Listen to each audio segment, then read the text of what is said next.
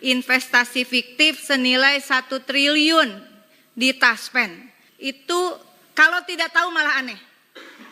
Sebelum melanjutkan menonton video ini, silakan subscribe channel ini karena setiap bulannya kami akan berikan bonus pulsa sebesar Rp100.000 jika channel ini sudah mencapai 100.000 subscriber.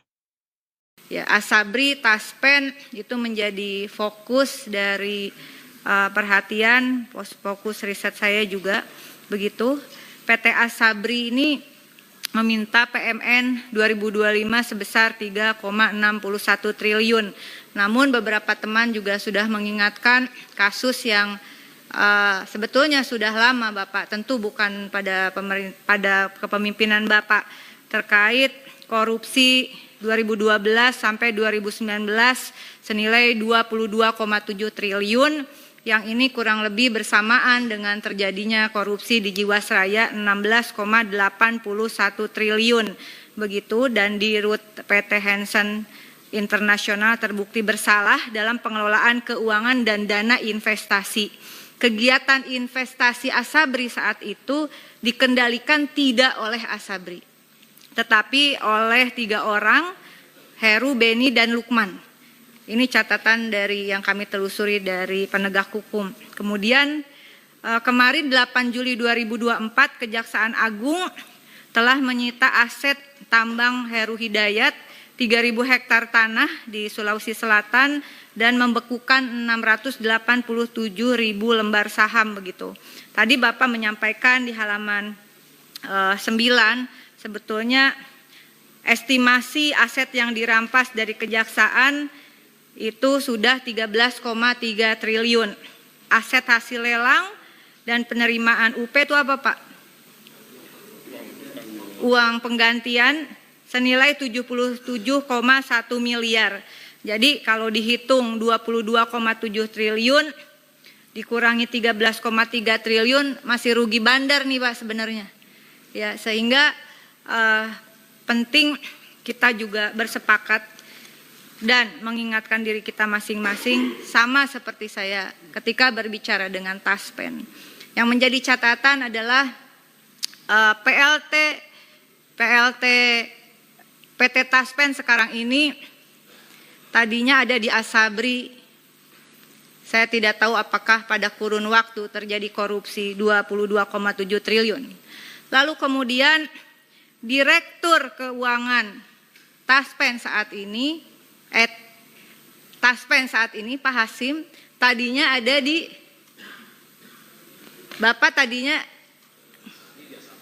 Bapak Direktur Keuangan Asabri yang hadir di sini sebelumnya ada di Direktur Keuangan Taspen. Tadi sudah disampaikan Pak Mufti beberapa waktu lalu, Bapak dipanggil atas adanya indikasi kuat terjadinya investasi fiktif senilai 1 triliun di Taspen. Nah Bapak nanti ceritakan itu bagaimana, apakah Bapak tahu tentang investasi fiktif itu atau tidak begitu. Karena Bapak sekarang dari Direktur Keuangan PT Taspen ada indikasi investasi fiktif 1 triliun, sekarang Bapak ada di Asabri begitu. Sementara 2 kasus ini dan tadi disampaikan oleh Direktur Utama terkait jaminan pensiun itu memang ada kerjasama antara Asabri dengan Taspen. Saya rasanya tidak percaya kalau Bapak tidak tahu sama sekali soal kasus investasi fiktif. Karena Direktur Keuangan, Direktur Investasi itu kalau tidak tahu malah aneh. Karena uangnya juga tidak main-main. Kenapa saya sampaikan seperti itu? Karena PMN yang diminta 3,61 triliun nantinya juga akan diinvestasikan begitu Bapak ya. Namun di luar itu semua tadi beberapa teman sudah mengingatkan kita bahwa uang yang ada di Asabri sekali lagi bukan uang APBN. Sejatinya itu adalah potongan gaji TNI Polri. Ya jumlah peserta iuran jumlah peserta pensiunnya 483.269 orang. Peserta aktif sampai Juni 2024 TNI AD 365.355 orang, TNI AL 76.361 orang, TNI AU 44.078, Polri 478.452, Mabes TNI 16.005, Kemhan 5.246 orang. Total ada 983.497 peserta aktif hingga Juni 2024, betul Bapak ya. Dan mereka dipotong dari gajinya 4,75% jaminan pensiun. Kemudian 3,25% untuk jaminan hari tua. Total 8% dari pekerjanya yaitu TNI Polri yang tadi saya sebutkan. Kemudian jaminan kecelakaan kerja, nah ini baru dari pemberi kerja. Siapa pemberi kerjanya? Ya negara, tapi bukan for free dari APBN dikucurkan, enggak loh. Ini karena dalam skema cost sharing pekerja dan pemberi kerja. Hanya 0,62%. Kemudian jaminan kematian dari pemberi kerja, ini saya ambil dari presentasi Bapak halaman 3, 0,81%. Jadi total dari pemberi kerja yang negara ini 1,43%. 8%-nya itu adalah potongan gaji TNI Polri tadi 983.497. Bapak, saya mengapresiasi langkah Bapak. Tentu saja ini bukan pekerjaan yang mudah Pak Dirut, hadir di dalam persoalan perusahaan yang juga bukan masalah yang gampang untuk dipecahkan. Disampaikan di sini bahwa sekarang tentu saya harap ada perbaikan.